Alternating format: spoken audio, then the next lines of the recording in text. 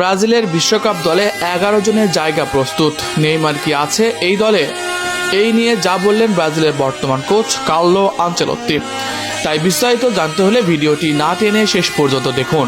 আর আপনি যদি আমাদের চ্যানেলে নতুন হয়ে থাকেন তাহলে এখনই সাবস্ক্রাইব করে রাখুন। আর ইতিমধ্যে সাবস্ক্রাইব করে থাকলে আপনাকে অসংখ্য ধন্যবাদ। ব্রাজিল টিমের নতুন জার্সি, স্টাইল, কমফোর্ট আর চ্যাম্পিয়ন ভাইব একসাথে। জার্সিটি কিনতে এক্ষুনি স্ক্রিনে দেওয়া নাম্বারে হোয়াটসঅ্যাপ করো। আর মাত্র কয়েকদিন, এরপরই শুরু হতে চলেছে the greatest show on earth, FIFA world cup. আর এই ওয়ার্ল্ড কাপে অন্যতম সেরা একটি দল ব্রাজিল, যারা শিরোপার দাবিদার হিসেবে আসন্ন বিশ্বকাপে পা দিবে। তুলনামূলক কঠিন গ্রুপে পড়লেও সকল প্রতিপক্ষকে মোকাবেলা করার চ্যালেঞ্জ নিয়েছে ব্রাজিল কোচ আনচেলত্তি।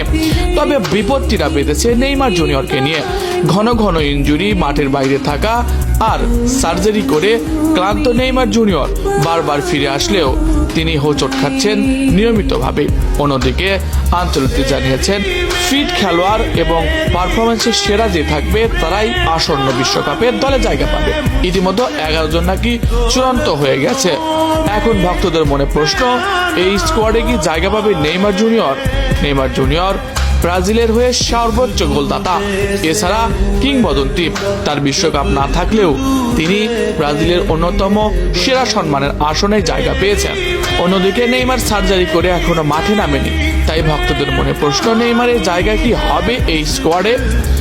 আনচেলত্তি জানিয়েছে, নেইমার একজন ভালো প্লেয়ার। তিনি সুস্থ থাকলে, তিনি ফিট থাকলে তাকে দলের সঙ্গে রাখাই যায়। আপনি কি মনে করেন নেইমার ব্রাজিল দলে থাকবে নাকি থাকবে না? কমেন্টে জানান আপনার মন্তব্য।